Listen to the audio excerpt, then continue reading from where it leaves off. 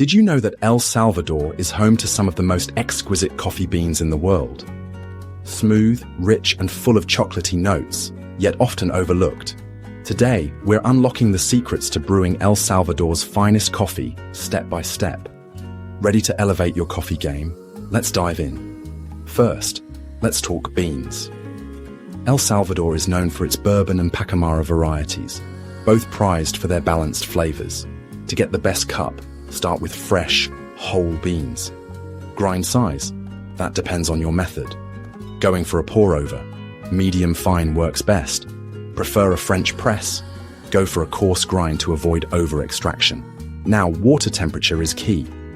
Aim for 90 to 96 degrees Celsius, just below boiling. Too hot, and you risk burning those delicate flavors. Too cold, and your brew will be underwhelming. Let's break it down by brewing method. If you're using a pour-over, start with a 1:16 coffee to water ratio. Bloom the grounds with a small amount of hot water. This releases trapped gases and enhances the aroma. Wait 30 seconds, then slowly pour in circular motions for even extraction. For a French press, add coarsely ground coffee. Pour hot water over it and stir gently. Let it steep for about 4 minutes, then press down the plunger smoothly. The result? A rich, full-bodied cup with all the bold flavors intact.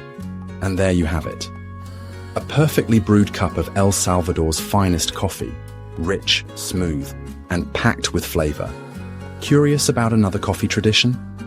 In our last video, we explored the art of authentic Arabian coffee, a journey through centuries-old brewing techniques. Be sure to check it out for more coffee inspiration. If you enjoyed this, hit like, subscribe, and let me know your favorite brewing method in the comments. See you in the next adventure, coffee explorers.